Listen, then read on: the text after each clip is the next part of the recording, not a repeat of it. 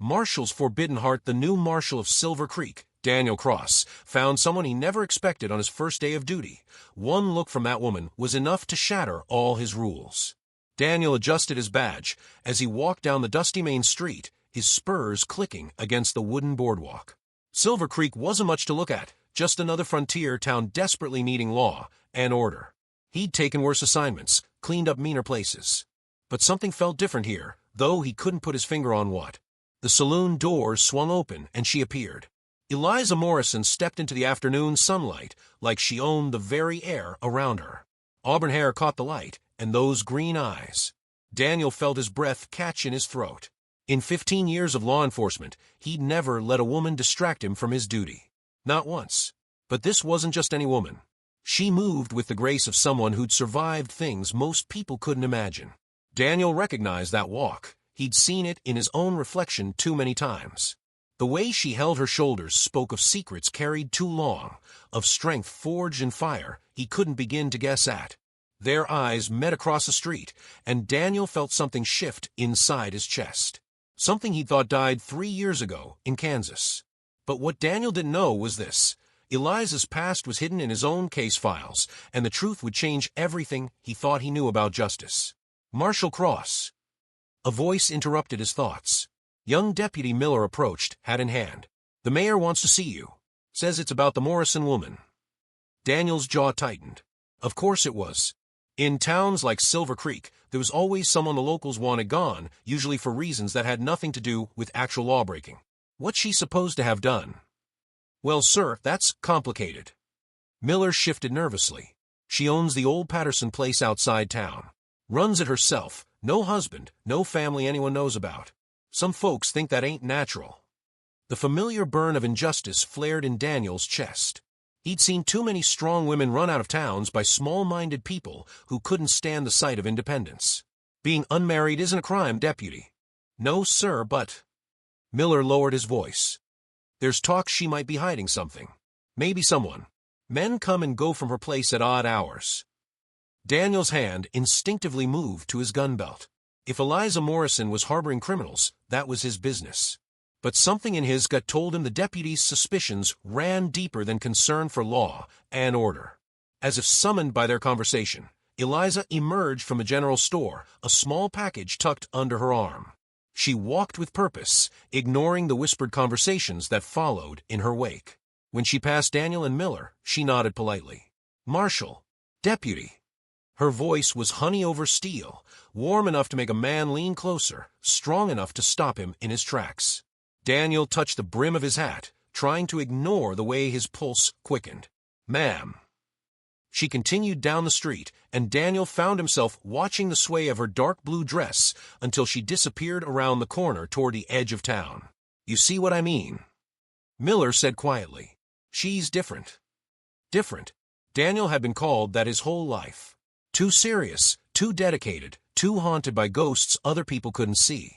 Maybe that's why he felt drawn to her in a way that made no professional sense whatsoever.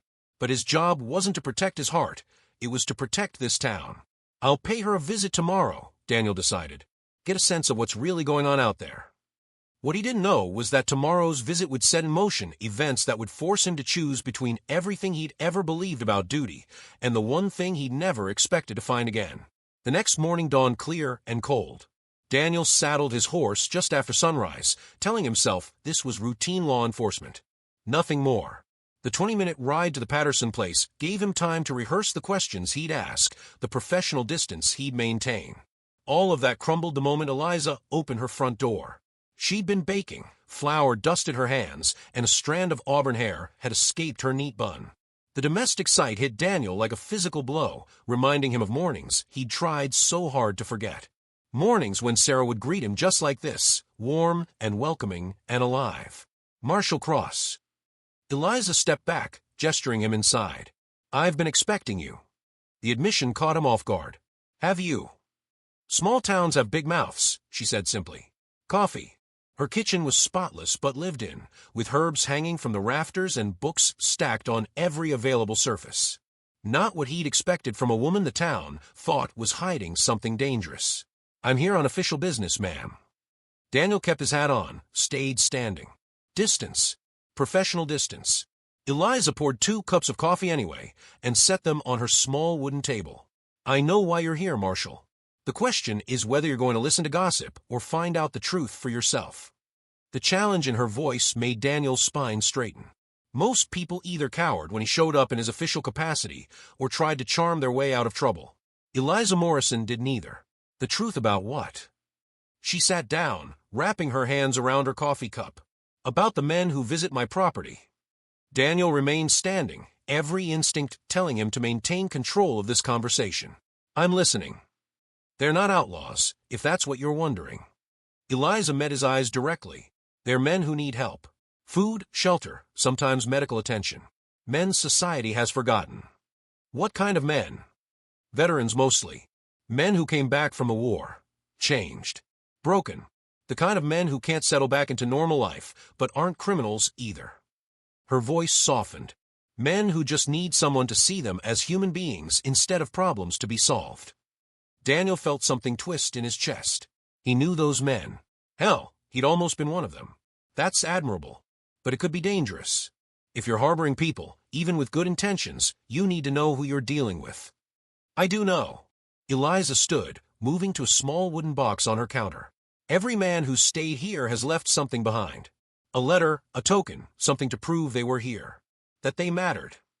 She opened the box, revealing dozens of small items, buttons, pressed flowers, hand-carved figures, folded pieces of paper. Evidence of lives that had passed through her care. My husband died in the war, she continued quietly. Never made a home. For a long time, I was angry about that. Angry at the war, at God, at him for leaving me. But then I realized I could honor his memory by helping the men who did make it back, but couldn't find their way home. The revelation hit Daniel like a punch to the gut. She understood loss in a way most people couldn't. The way he did. I'm sorry for your loss, he said, meaning it. Thank you. Eliza closed the box gently. But you didn't come here to offer condolences. You came because people are afraid of what they don't understand. She was right, and Daniel knew it. The question now was what he intended to do about it. Just then, the sound of approaching horses broke the morning quiet. Daniel's hand moved instinctively to his gun as 3 riders appeared through Eliza's front window. But what he saw in Eliza's face, not fear but resigned sadness, told him everything he needed to know about what was coming next. The riders were townsmen, led by Mayor Hutchins himself. Daniel recognized the other 2, Bill Crawford, who ran the bank, and Tom Wesley from the general store. Solid citizens who'd probably never broken a serious law in their lives, which made what they were about to do all the more dangerous. Stay inside, Daniel told Eliza, stepping onto her front porch. Marshal Cross, Mayor Hutchins called out, dismounting. Glad to see you're taking our concerns seriously. What concerns would those be, Mayor? Hutchins gestured broadly at Eliza's property. This woman is harboring dangerous men. Vagrants, deserters, God knows what else. It's not safe for decent folks. Have any of these men committed crimes in Silver Creek? Daniel asked. Well, no, but then I don't see a problem. The 3 men exchanged glances. Crawford stepped forward, his banker's precision evident in every word. Marshal, we respect your authority. But this isn't just about crime. It's about the moral character of our community. What kind of message does it send when we allow unmarried women to entertain multiple men? Daniel felt heat rise in his chest. Mrs. Morrison is a widow providing Christian charity to veterans. If you have a problem with that, take it up with your preacher. Now see here, Wesley interjected. We elected you to keep the peace, not to lecture us about Christian charity. No, Daniel said quietly, stepping down off the porch. You elected me to uphold the law. Mrs. Morrison isn't breaking any laws. Behind him, he heard Eliza's front door open. She appeared beside him, chin lifted in defiance despite the obvious fear in her eyes. Gentlemen, she said calmly, if you have concerns about my activities, you're welcome to discuss them with me directly. We've tried that, Hutchins said. You refuse to listen to reason. Reason. Eliza's voice hardened. You mean your demand that I stop helping men who fought for this country? Men who sacrificed everything so you could sleep safely in your beds. Those men are disturbed, Crawford said. Dangerous. What happens when one of them snaps? When your good intentions get someone hurt? Daniel watched the exchange, recognizing the real dynamic at play. This wasn't about safety or morality. This was about fear of anything that challenged Silver Creek's carefully ordered world. And Eliza Morrison, with her independence and her compassion, and her refusal to shrink into the background, challenged everything they thought they understood about how women should behave. "Mrs. Morrison," Daniel said formally, "these gentlemen are right about one thing. If you're providing shelter to transients, there are risks involved. I'd like to inspect your property, talk to any current guests." Eliza studied his face, obviously trying to read his intentions. After a long moment, she nodded. "Of course, Marshal. Though I should mention, I currently have only one visitor, and he's unwell." "All the more reason to be cautious," Hutchins said, satisfaction evident in his voice. But as Daniel followed Eliza toward the small cabin behind her house, he wasn't thinking about caution. He was thinking about the trust she'd just shown him, and how desperately he didn't want to betray it. The man lying on the narrow cot inside the cabin was barely conscious, burning with fever. Daniel recognized the signs immediately. Infection, probably from an untreated wound. Without proper care, the stranger would be dead within days. "How long has he been like this?" Daniel asked. 3 days, Eliza replied, wringing out a cool cloth to place on the man's forehead. "He showed up barely able to stand. Wouldn't tell me his name, wouldn't say where he came from. But he's got old bullet scars, and he jumps every time he hears a loud noise." Daniel knelt beside the cot, studying the patient's face. Young, probably mid-20s. The kind of hollow-eyed look that came from seeing too much, too early. "Has he said anything? About where he's been, what happened to him?" "Only one thing," Eliza said quietly. "He keeps asking for someone named Sarah." Daniel's world tilted sideways. Sarah. The name he'd spent 3 years trying not to think about. The woman who died because he'd failed to protect her. "Sarah," he whispered, and the sick man's eyes fluttered open. "Sarah." The stranger tried to sit up, grabbing Daniel's shirt with surprising strength. "You know Sarah? Is she alive?" Daniel's throat closed. He looked at Eliza, seeing his own shock reflected in her eyes. This couldn't be coincidence. In a territory as vast as this, what were the odds? "What's Sarah's last name?" Daniel asked carefully. "Coleman. Sarah Coleman. She was going to, the Indians came, and I couldn't." The man collapsed back onto the cot, tears streaming down his fevered face. Sarah Coleman. Daniel's Sarah. The woman he'd loved and lost and blamed himself for not saving. "You knew her," Eliza said. It wasn't a question. Daniel nodded, unable to speak. In the space of a single moment, his carefully rebuilt life had crumbled around him. The past he'd tried so hard to escape had followed him to Silver Creek, bringing with it all the guilt and grief he thought he'd buried. "Marshal." Mayor Hutchins called from outside. "Is everything all right in there?" Daniel looked at Eliza, then at the dying man who'd loved the same woman he had. Nothing about this situation was all right. Nothing about it could be explained or justified to men like Hutchins who'd never lost everything that mattered. "We need to talk," he said quietly to Eliza. "Privately."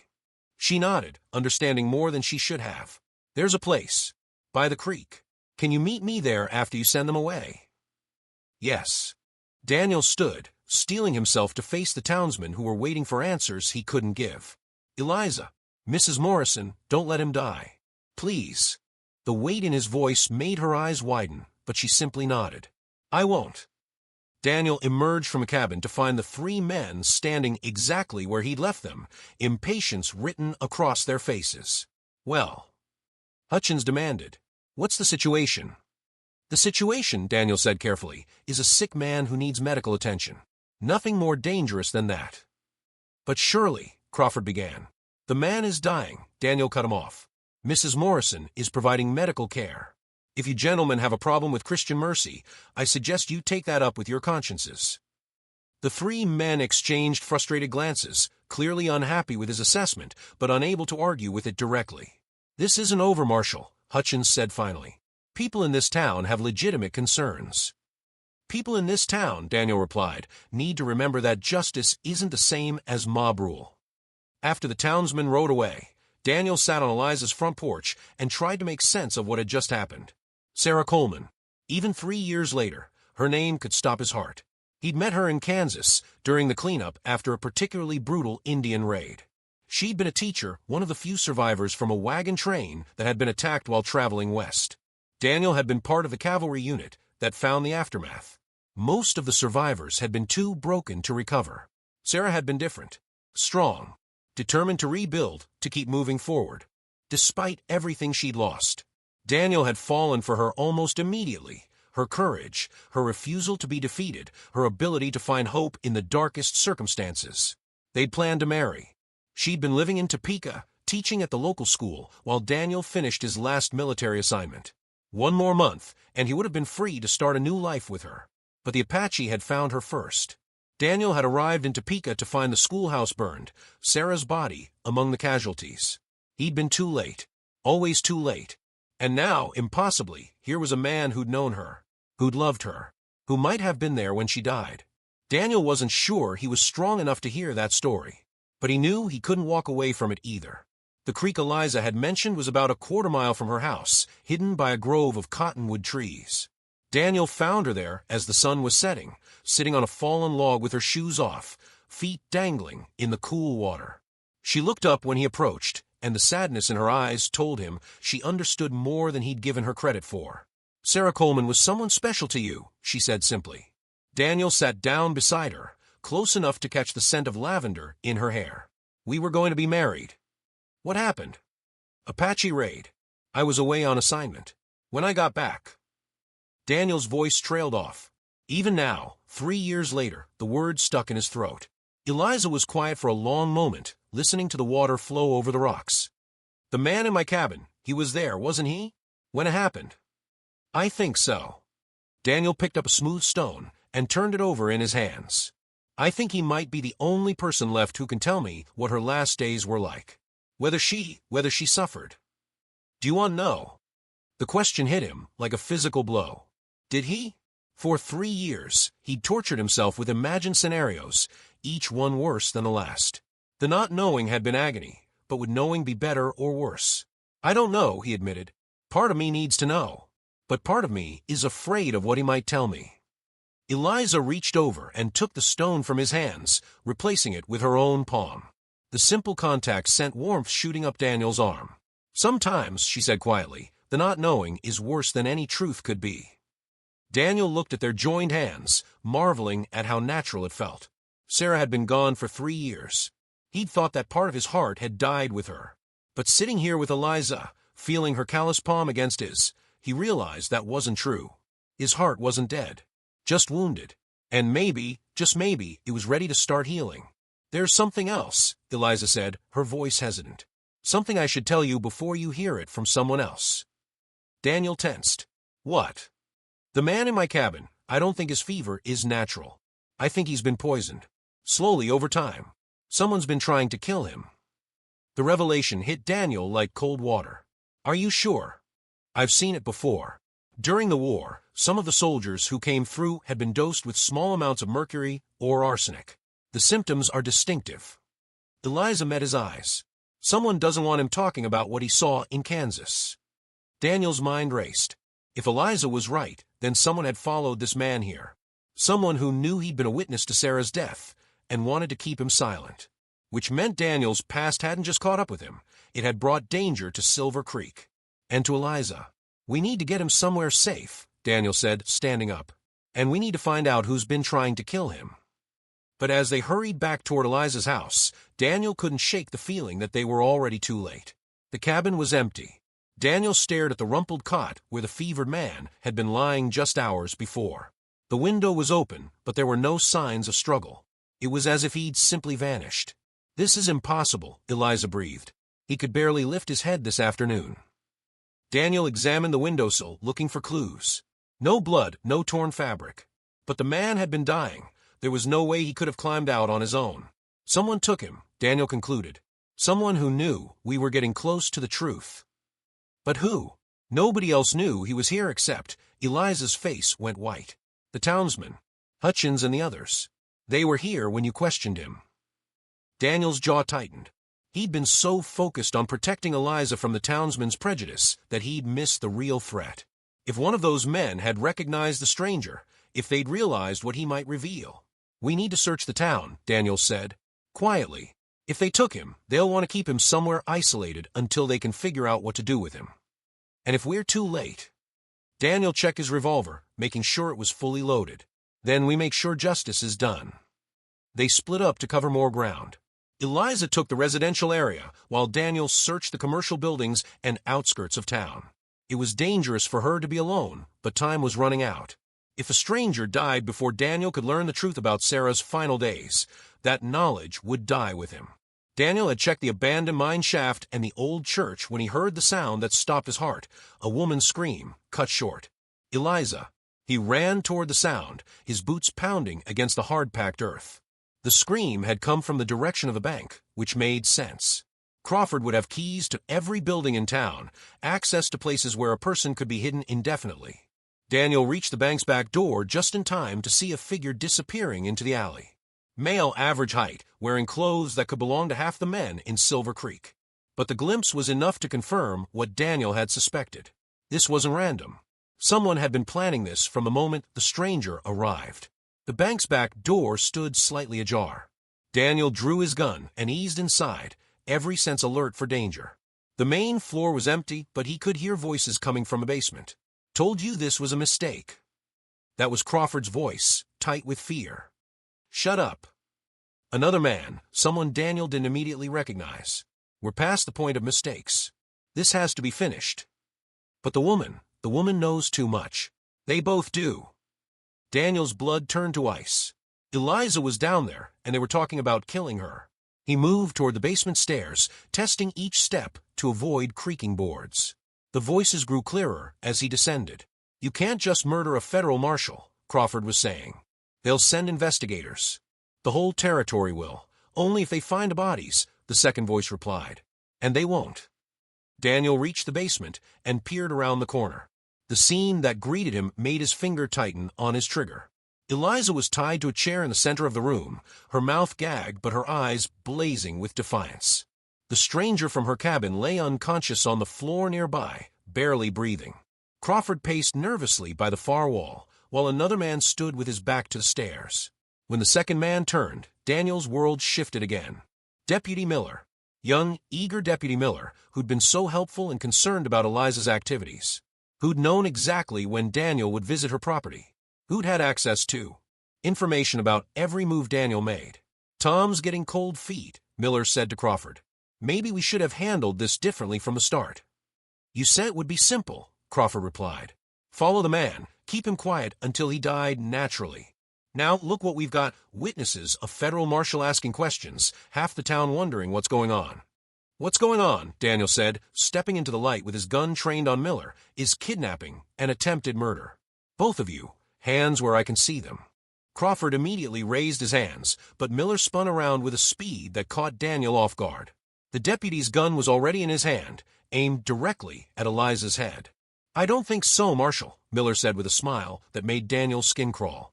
"See, you're going to put your gun down nice and slow, or this pretty lady is going to have a very bad day." Daniel kept his weapon steady, mind racing through options. Miller was young but obviously experienced with violence. The kind of man who'd kill without hesitation if pushed. "Why?" Daniel asked, buying time. "What's this about?" "Money mostly," Miller replied. "See, our friend here on the floor witnessed something he shouldn't have back in Kansas. Something worth a lot of money to certain people who prefer their business stays private. Sarah Coleman's death. Among other things." Miller's smile widened. "You know, Marshal, when I heard you were coming to Silver Creek, I did my research.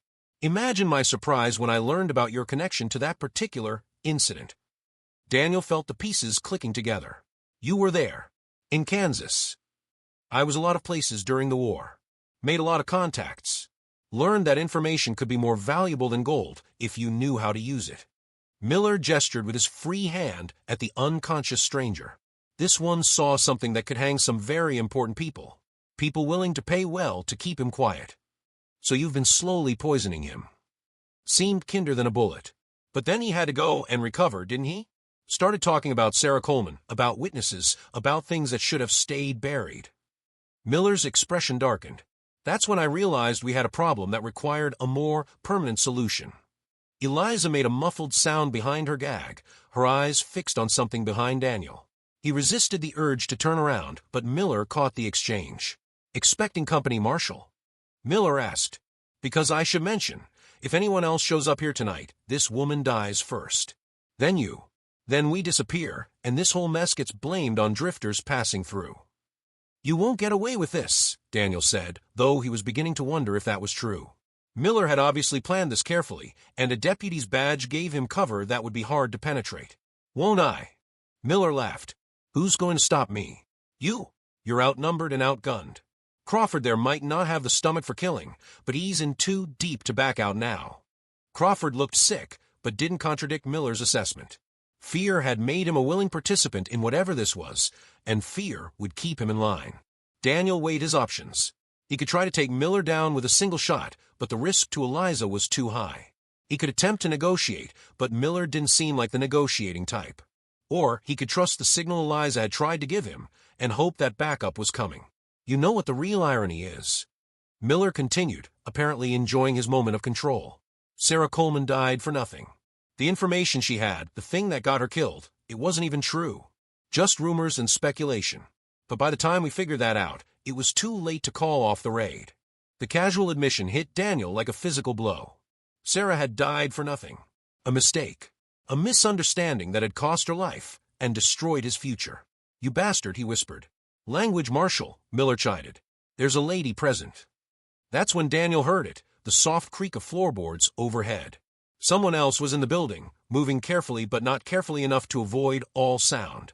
Miller heard it too. His eyes flicked toward the ceiling, and for just a moment, his attention wavered. It was the opening Daniel had been waiting for. He dove to the left, firing as he moved. Miller's shot went wide, shattering a lantern and plunging half the room into darkness. Daniel rolled behind a wooden crate, already calculating his next move. Kill them both. Miller shouted to Crawford, but the banker was frozen in panic, unable to act.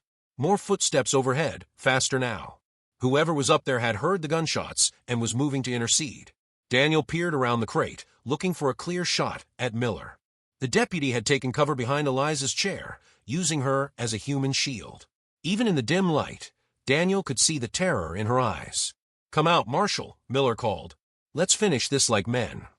Let her go, Daniel replied. This is between us. No, I don't think so. See, the lady here knows too much about my friend on the floor. About the men who visit her property. About things that need to stay forgotten. The footsteps overhead had stopped. Daniel strained to hear any indication of where the newcomer might be, whether they were friend or foe. That's when he noticed something that made his blood run cold. The unconscious stranger on the floor was no longer unconscious. His eyes were open, staring directly at Daniel. And in those eyes, Daniel saw something he recognized, the look of a man who had nothing left to lose.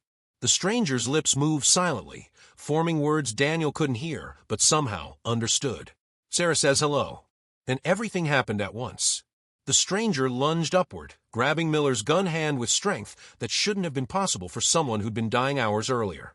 Miller cursed and tried to shake him off, but the man held on with desperate determination. Daniel burst from cover, racing toward Eliza's chair.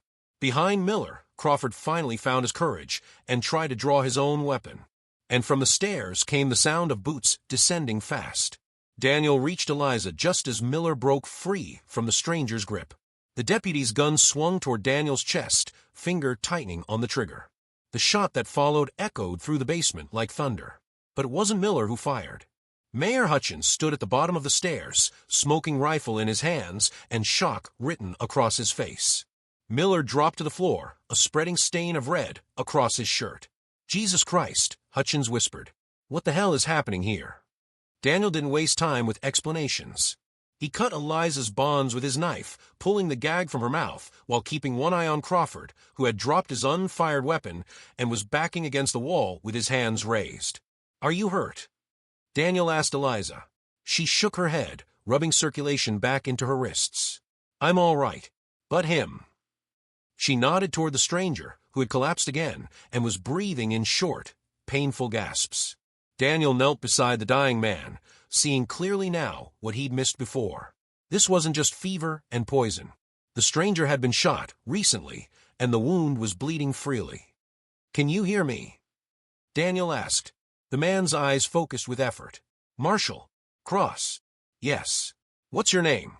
What happened in Kansas? James Morrison. The admission was barely a whisper.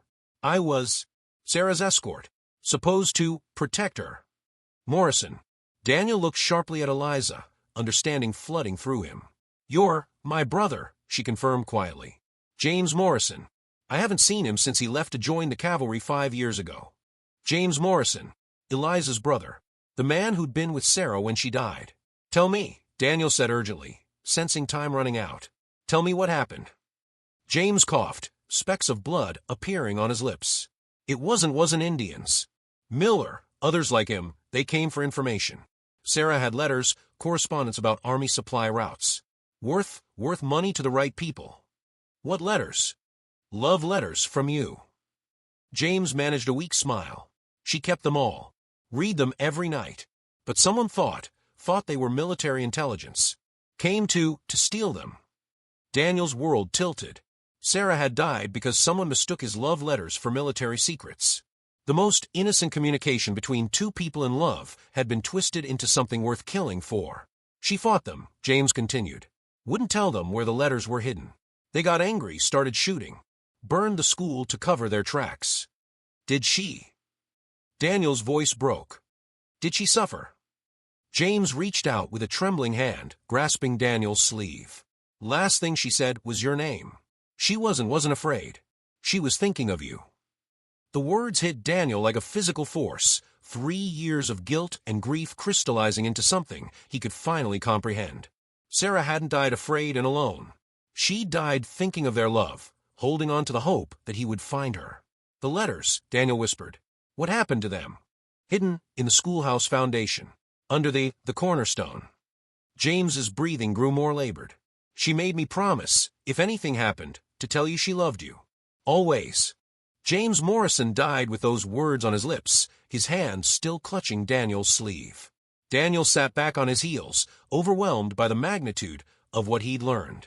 Sarah's death, the guilt he'd carried, the years of self-imposed isolation, all of it based on a fundamental misunderstanding of what had actually happened. She died protecting their love. Literally died rather than give up the letters that represented their future together. Daniel. Eliza's voice was soft, full of understanding. I'm so sorry. He looked up at her, seeing not just compassion, but something deeper. Something that scared and exhilarated him in equal measure. She saved those letters, he said wonderingly. All this time I thought she might have forgotten me, moved on. But she saved them. Love like that doesn't die easily, Eliza replied. Even when everything else is taken away. Mayor Hutchins cleared his throat, reminding them both that they weren't alone. Crawford still stood against the wall, looking like he might collapse at any moment. I think, Hutchins said carefully, we need to discuss what happened here. And what we're going to tell the territorial authorities. Daniel stood slowly, his legs unsteady. The immediate danger was over, but the implications were just beginning to sink in. Miller's death would require investigation. Crawford's involvement would have to be addressed. And Daniel would have to explain how his own past had brought violence to Silver Creek. First things first, Daniel said. Crawford, you're under arrest for conspiracy and accessory to kidnapping. You'll be transferred to the territorial capital for trial. Crawford nodded miserably, apparently relieved that his ordeal was finally over. Mayor, Daniel continued, I'll need you to write a full account of what you witnessed here. Everything you saw and heard. Of course, Marshal. But there's something else we need to discuss. Hutchins shifted uncomfortably. The town council met tonight. Emergency session. We voted. Daniel felt a sinking sensation in his stomach. Voted on what? On whether to request a new marshal. Some folks think, they think recent events show that you might be too personally involved in local affairs to maintain proper objectivity. The words hit Daniel like cold water. After everything that had happened, after risking his life to protect this town and uncover the truth, they were trying to remove him from office. I see, Daniel said quietly. And what was the result of this vote? Hutchins looked embarrassed. It was close. Very close. But the majority felt that I should be replaced. Daniel's voice was flat, emotionless. He'd expected gratitude, maybe even respect. Instead, he was getting politics and fear. Now hold on, Eliza interjected, stepping forward. This man just saved my life. He uncovered corruption in your own sheriff's department. He risked everything to protect this community. "Ma'am, with respect," Hutchins replied, "the Marshal's personal involvement with you and your activities has created complications that some folks feel compromise his effectiveness." Daniel felt the familiar burn of injustice in his chest, but this time it was tempered by something else. Clarity. For the first time in 3 years, he could see his situation with perfect understanding. He could fight this decision, could argue his case to the territorial authorities, demand a review of his conduct. Probably win, given the evidence of Miller's corruption and Crawford's confession. Or he could walk away from a job that had never really fit him anyway, in a town that would never fully accept him. "When do you need my answer?" Daniel asked. "Well, the decision isn't final until..." "When?" Hutchins swallowed hard. "End of the week. The territorial marshal is sending a replacement Friday." 3 days. Daniel looked around the basement that had nearly become his grave, at Crawford's terrified face, at Miller's body, at James Morrison's still form. Then he looked at Eliza, standing proud and defiant despite everything she'd endured. "I'll have an answer for you by then," Daniel said. 2 days later, Daniel sat on Eliza's front porch, watching the sunset paint the sky red and gold. They'd barely spoken since the incident in the bank's basement, both of them processing what had happened and what it meant for their futures. "You're leaving, aren't you?" Eliza said, settling into the chair beside him. Daniel didn't answer immediately. The truth was, he'd been wrestling with the decision since Hutchins had delivered the town council's ultimatum. Part of him wanted to fight, to prove himself worthy of the badge he'd worn for so many years. But another part of him was tired. Tired of being the outsider, tired of fighting for acceptance from people who would never fully trust him, tired of carrying other people's fears and prejudices on his shoulders. "I don't know," he said finally. "What would you do?"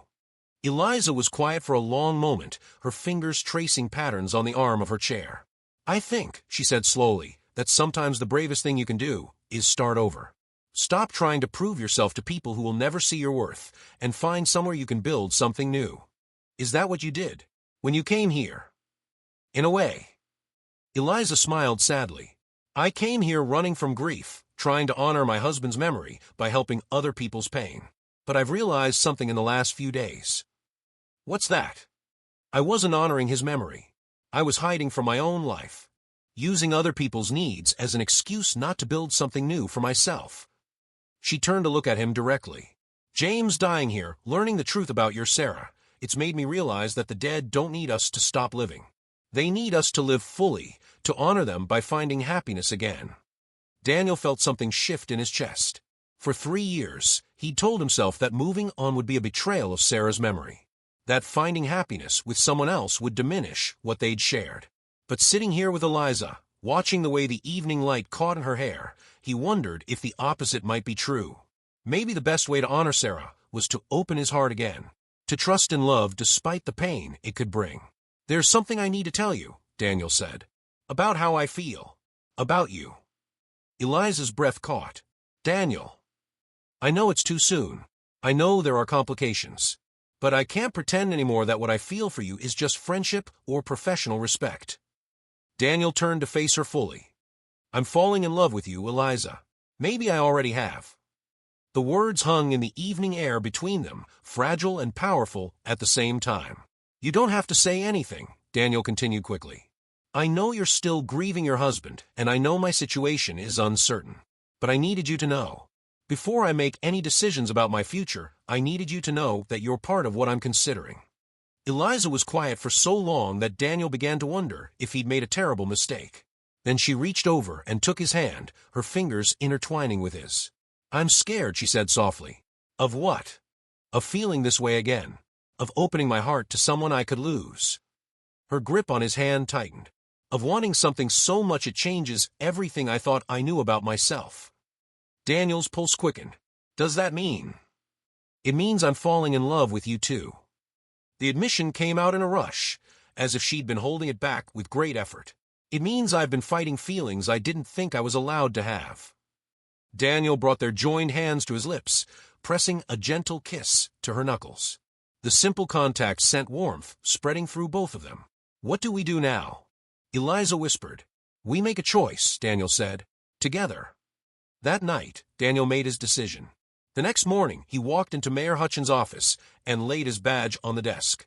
"I resign," he said simply. Hutchins looked shocked. Marshal, you don't have to. Yes, I do. Daniel felt lighter than he had in years. This town deserves a lawman who fits its needs. And I deserve a life that fits mine. Where will you go? What will you do? Daniel smiled, thinking of the conversation he'd had with Eliza over breakfast. We're going to California. Mrs. Morrison has family there, and they've been asking her to come west for years. We figure it's time for both of us to start fresh. Mrs. Morrison. Hutchins' eyebrows rose. You mean you and she are going to be married? Yes. As soon as we can find a preacher willing to perform the ceremony. The mayor sat back in his chair, clearly struggling to process this development. Marshal, Daniel, I hope you know this isn't personal. The town council's decision, we respect what you've done here. I know, Daniel said and meant it. But sometimes respect isn't enough. Sometimes you need acceptance and trust and the freedom to be human. I can find those things somewhere else. Hutchins nodded slowly. I suppose you can at that. Daniel headed for the door, then paused. Take care of Crawford's trial. Make sure the full truth comes out about Miller and what he was involved in. The territorial authorities need to know how deep this corruption went. Of course. And Mayor, the next marshal you get, give him a chance. Don't make him prove himself every day just because he's not who you expected. Daniel walked out of the mayor's office and into the bright morning sunlight, feeling like a man who'd just been pardoned from a life sentence. Eliza was waiting for him on the steps of the general store, a small travel bag in her hand, and hope written across her face. Ready? She asked. Daniel took the bag from her hand and offered her his arm. More than ready. As they walked toward the livery stable where their horses waited, Eliza spoke quietly. Do you think we're making the right choice? Daniel looked back at Silver Creek one last time, at the neat rows of buildings, the carefully ordered streets, the predictable life he was leaving behind.